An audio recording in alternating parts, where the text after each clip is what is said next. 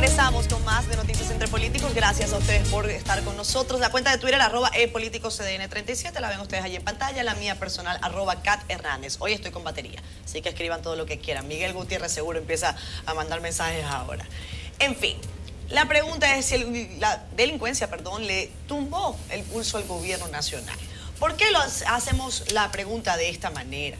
Lo decía al principio, y Cristian decía que no es un asunto de la cantidad de agentes que están en la calle, pero definitivamente es un operativo que se anunció hace pocos días, y lo que hemos visto, aunque sí se dio un balance que a mi juicio le faltó todavía darle más consecución, estar diariamente informando al país cuántas personas hemos detenido, quiénes son esas personas, porque a veces vemos al jefe de la policía, director de la policía, un poco aéreo. Sí, hemos agarrado a unos cuantos que no sé qué. No, es que este tema precisa ser muy meticuloso, tener datos muy específicos para que ustedes puedan determinar en sus casas si definitivamente hay un avance positivo con este plan de seguridad. Porque lo que vemos es lo que aterroriza. Eso que vimos hoy al mediodía en la calle, en plena capital de Santo Domingo, en una vía pública, en fin, muy céntrico.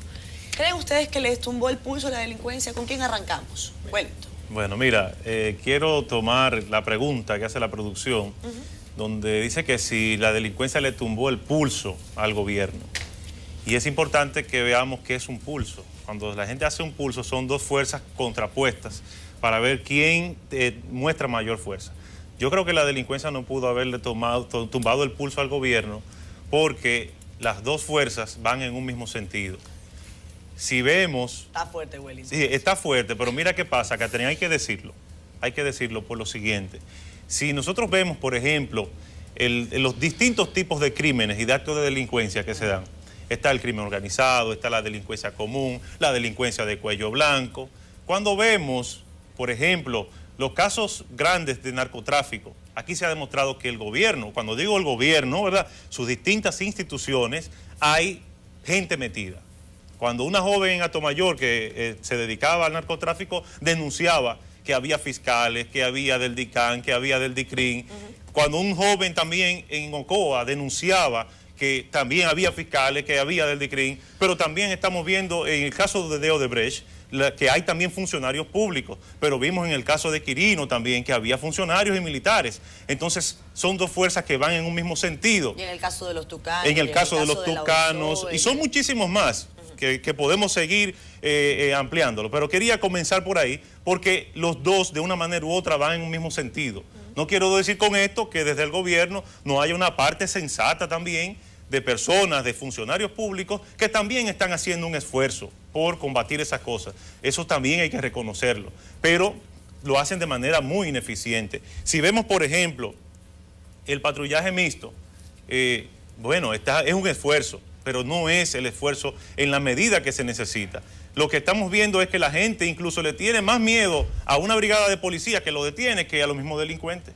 O sea, en San Cristóbal yo estuve hoy y es visible donde hay una patrulla de verdad mixta que está trabajando, pero tienen un peaje también. Claro. Entonces todo el delivery que pasa por ahí, todo el motoconcho incluso que tiene su carnet de su sindicato, tiene que pagar un peaje cuando pasa por ahí. El peaje, ok, pero yo he escuchado gente quejándose porque, bueno, lo mandan a parquearse a un lado por unos minutos y la gente se incomoda porque quiere llegar temprano a su trabajo. La gente dice, bueno, pero es que aquí no es que están los delincuentes, pero ya a veces uno también tiene que ponerse en los zapatos del otro, de las autoridades, y decir, bueno, págalo si boga y págalo si no boga. O sea, si le ponemos puestos de comando, pues entonces que si no se los ponemos es que no los vemos. Entonces es un tema complejo que se le tiene que ver todas las aristas.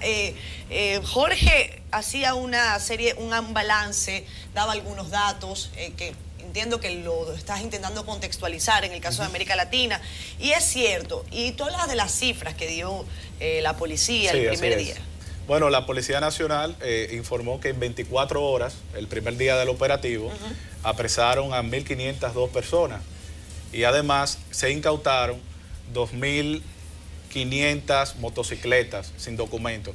Cuando vamos a las estadísticas, como te decía, 80 de cada 100 atracos, de cada 100 hechos que tienen que ver con la criminalidad, suceden en motocicleta. Por eso es entendible el enojo de las personas que andan trabajando, que lo paren en su vehículo, porque al final, si el 80% de cada atraco sucede en motor, no vemos el por qué tengan que ser tan incisivos parando a todo tipo de gente. Pero nos corresponde como sociedad tener que colaborar. Yo digo que este plan es bastante efectivo, lo malo es la continuidad. Por ejemplo, en este periodo de gobierno del presidente Danilo Medina, del 2012 a la fecha, este plan se ha anunciado en 7 ocasiones.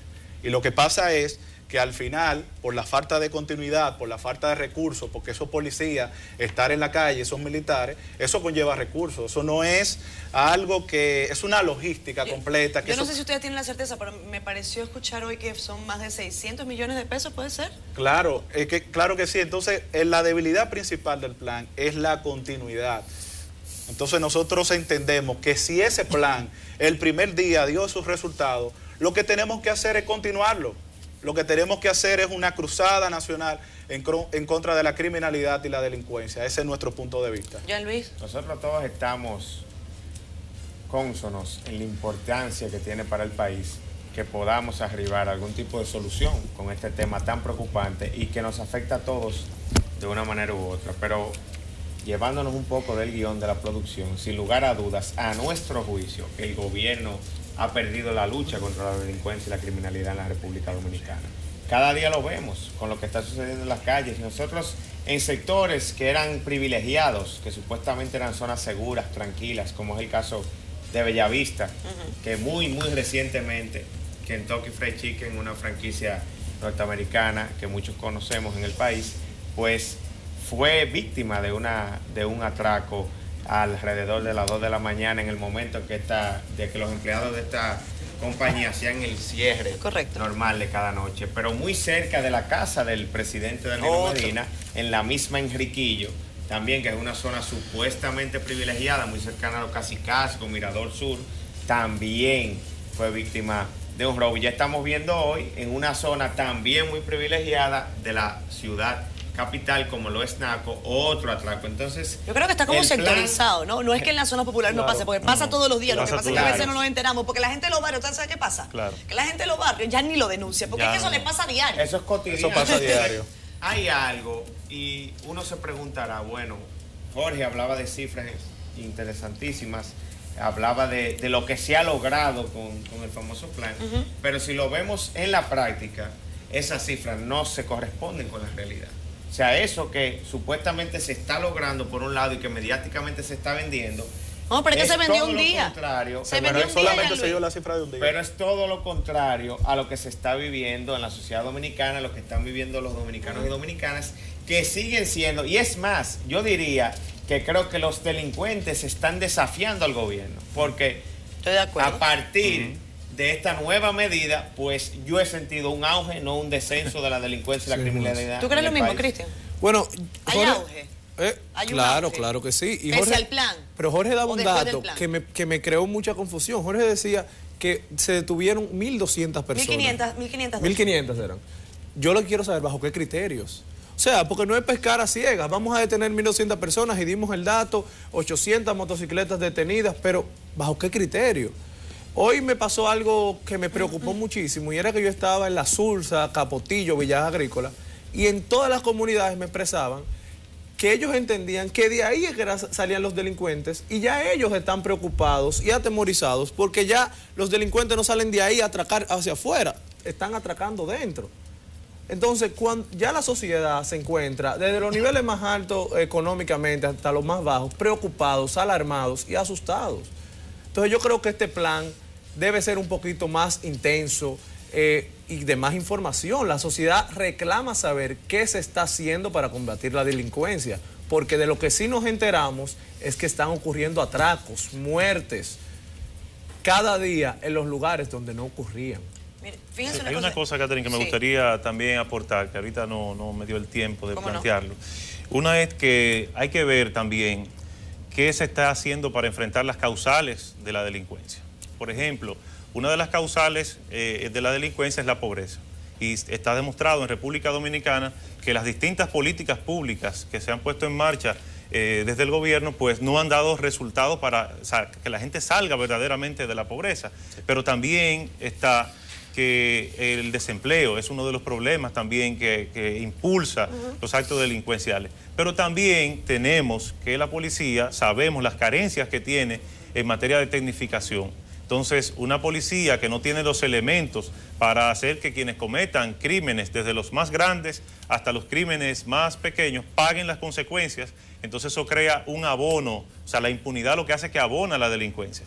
Y vemos casos, por ejemplo, y vuelvo y cito el caso de la joven de San Cristóbal, Jenny Fernández, que es un caso que todavía sigue impune a más de un mes de haber sido asesinada por unos atracadores, y ya esos atracadores han quitado la vida a otras personas con la misma arma que le quitaron la vida a esa joven. ¿Ah, y en el mismo San Cristóbal. Entonces, ¿cómo es posible que teniendo criminales que andan con un arma quitándole la vida a personas y haciendo actos de atracos, y todavía hasta la hora que no hay una sanción, que no son detenidos? Entonces, eso abona la impunidad abona la delincuencia, y es de las cosas que hay que también ponerle un freno. Ahí está, bueno, el tema de la impunidad, yo entiendo. Ahora, podría yo preguntarle a Wellington y también a Jorge, que es del Partido de la Liberación Dominicana, se dan cifras. Se dice que el gobierno del presidente de la República Dominicana y en todo caso su gobierno ha sacado 1 millón de personas de la pobreza. Son las cifras que muestran. Bueno, pero allí está eso. Allí está lo que está ocurriendo. ¿Se traduce o no se traduce? Yo no imagino sí lo imagino. Hay escenarios peores. Es falso lo que acabo de pensar. Hay escenarios peores. Yo vengo de uno que todo el mundo sabe. Pero no quisiera nunca llegar allí. ¿Qué pasaría si en todo caso ese millón de personas no hubiese salido de la pobreza? ¿En dónde estaríamos los dominicanos? ¿Cómo sería? La pregunta sería si es verdad que salieron de la pobreza. Porque siempre... No, porque yo lo que no quiero ni imaginar que hubiese pasado si el gobierno del presidente Medina no saca ese millón de personas de la pobreza. Bueno, yo no sé, tendríamos que andar... Si nos llevamos del discurso del 27 de febrero, sin lugar a duda que nos encontramos en un país maravilloso y con muy pocos problemas. Pero eso no es la realidad. Jorge, ¿qué crees tú? Bueno, en el caso que comentaba el compañero Wellington y que comentaba Cristian, hay una realidad que nosotros tenemos que comenzar a enfrentar como sociedad.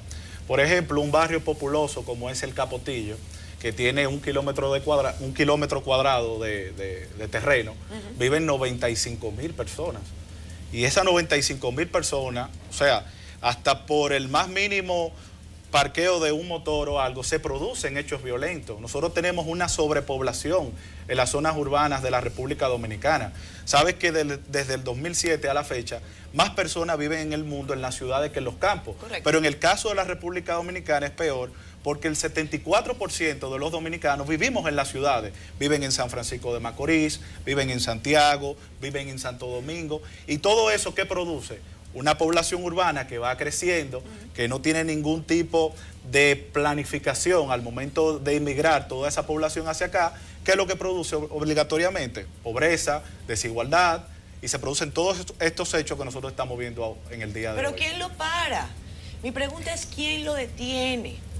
Porque esto es un proceso que se está viendo desde hace años, que las ciudades se llenan de personas en busca de oportunidades que terminan por no serlo, que terminan por ser desahucio, miseria, hambre, todas las penurias. Pero esas personas dejaron sus centros rurales, dejaron el campo, muchas de ellas. Y definitivamente nadie lo para, están creciendo así, a la franca. Las alcaldías, yo pasé anteayer, hoy incluso, por la Duarte. Señor alcalde, yo no entiendo. Ahí reorganización urbana, nada.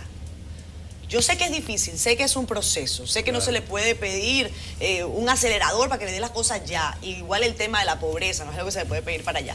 Pero uno quisiera ver, aunque sea como un plancito, una cosa. Y si lo están haciendo, yo repito, cacareen sus huevos.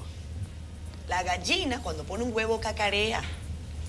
Gente de la Policía Nacional, si ustedes están deteniendo delincuentes, esos 1.200, 1.502, díganlo, porque eso fue el primer día. Pero yo imagino que esos 1.500 no pueden seguir presos, porque si no le hicieron un proceso no pueden, no pueden seguir allí. No, y bajo qué criterio. Exacto. Y que expliquen bajo qué criterio es que están sometiendo a esas personas, deteniéndolas. Claro. Porque entonces el mensajero de tu oficina sale a trabajar y pueden detenerlos sin ninguna explicación, porque tenemos que dar cifras, porque tenemos que decir que son 1.500, 3.000, ¿no? Para mí ese siempre ha sido realmente el problema mayor de la Policía Nacional. Es el tema de cuáles son sus procedimientos.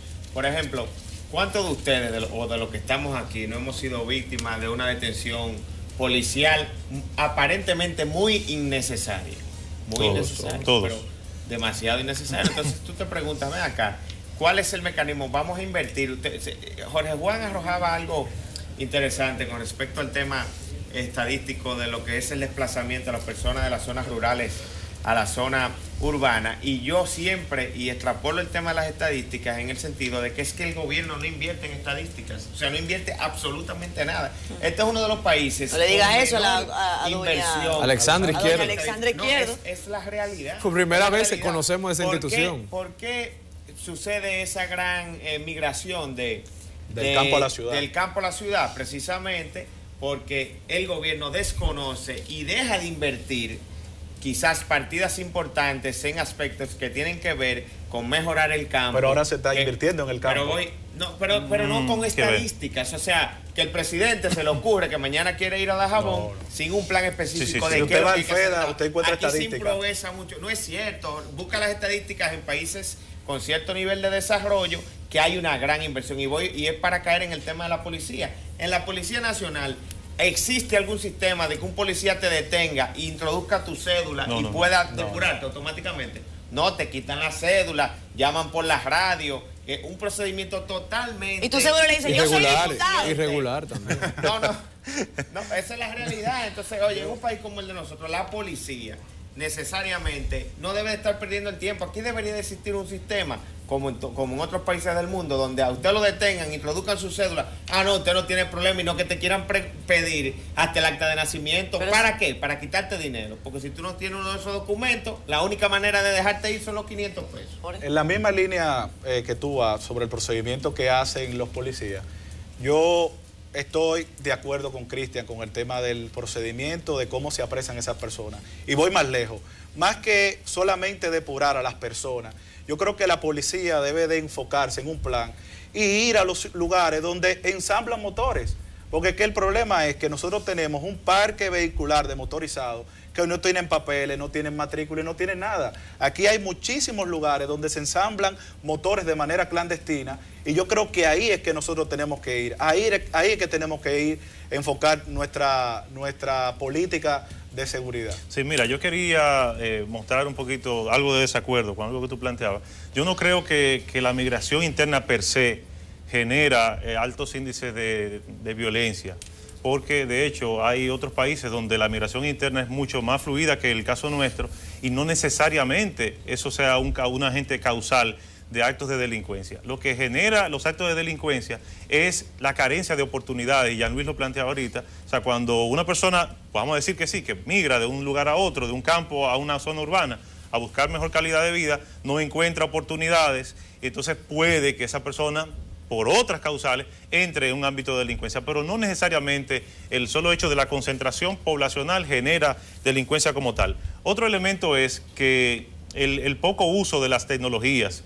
En la República Dominicana no estamos invirtiendo para enfrentar la delincuencia en tecnología. Y hay tecnologías interesantísimas donde a través de mecanismos digitales se pueden detectar las áreas rojas, como se le llama, que son las áreas donde más hechos delictivos se cometen.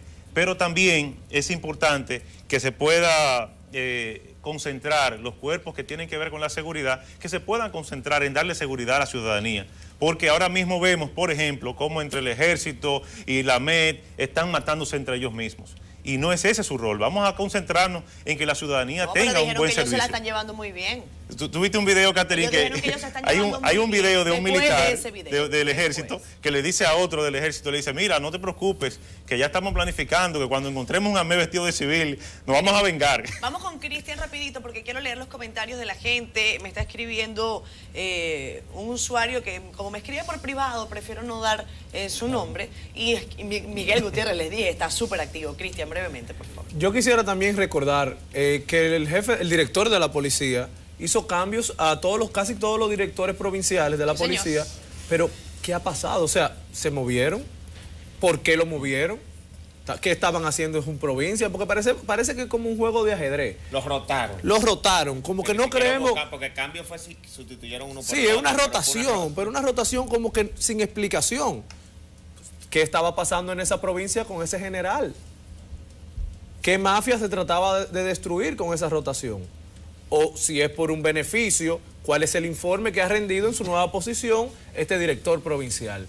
O sea, siento que la policía está dando muchas cifras, haciendo muchos movimientos, alardeando cosas, pero en resultados y en acciones no veo nada. Yo creo que no están dando muchas cifras, yo creo que no están dando las cifras como las tienen que dar.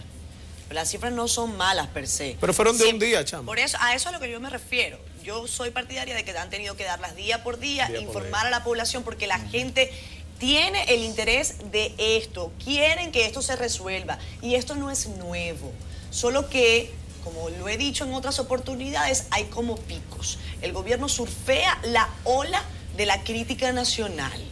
Estamos en esto todo el tiempo. Si entonces es corrupción, entonces empezamos a hablar de corrupción. Y entonces me revienta una ola de delincuencia, pues me pongo a hablar de delincuencia. Y así vamos, señores, esto no es así. Para eso es un gabinete.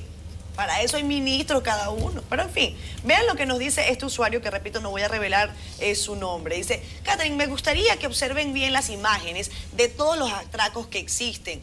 Los delincuentes llevan cascos protectores y sus rostros es imposible reconocerlos. Otra cosa es que las autoridades deberían identificar los motores de conchos por rutas. Como por ejemplo, se podrían forrar de un color identificando a la ruta a la que pertenece. Están dando como soluciones. La nueva ley de tránsito, la 6317, contempla que los motoconchistas, por ejemplo, tienen que registrarse en su alcaldía, en la alcaldía de donde son municipios, tienen que habitar allí, no pueden llevar más de 2 personas, porque muchas veces se llevan hasta 3 personas dentro de un motor. Y hasta 4. Y un niño. Lamentablemente. Y un niño. Pero algo que quería apuntar, y es el tema de la delincuencia en los barrios. Nosotros que vamos y nos movilizamos en los barrios, hay una necesidad de tomar una solución en los barrios. Nosotros nos alarmamos por los hechos que suceden en la parte alta del Distrito Nacional, en la Tiradentes, pero en los barrios, como bien ustedes apuntan, pasa día a día. Los jóvenes, por ejemplo, que estudian o que trabajan y que tienen que llegar después de las 10 de la noche a sus hogares, tienen 3 enemigos cada vez que van a sus hogares. Número 1, la criminalidad. Número 2, la delincuencia. La delincuencia, número 1. Número 2, los apagones. Y número 3, los policías mañosos con el tema del macuteo. Yo espero que nosotros hagamos, el director de la policía ponga asunto a lo que está sucediendo en los barrios de Santo Domingo. Miren, yo quiero agregar un elemento quizás. ¿No quieren hablar de Duquesa? Está bueno el tema de Duquesa. Sí, hay que tratarlo, aunque sea brevemente. Agregar, ya para finalizar, como parte de este debate, de que ciertamente la policía es muy cuestionada en nuestro país, de que lamentablemente muchos policías son parte de esa gran criminalidad y delincuencia que nosotros tenemos como pueblo dominicano. Ahora bien, también hay una parte que le corresponde a la justicia, señores. Claro. Y es muy lamentable que aquí la justicia, y se lo digo por ejemplo, el caso de un coronel amigo que me dice, pero ¿para qué uno lo detiene si al final la justicia agarra y no lo suelta? Una persona que la hemos detenido 3 y 4 veces y la justicia sigue suelta. Con varias fichas. Y tú viste el lunes la persona ahí en la Charles de Gaulle, que la agarraron con 41 paquetes de, creo que presuntamente marihuana, y era un coronel que estaba en la seguridad del Palacio Nacional. Qué bárbaro. Entonces, mira, eso es una cosa que es fuerte, fuerte. Miren, bueno, pero si roban la casa del presidente, vámonos a la pausa para hablar ahora del vertedero. Ya venimos.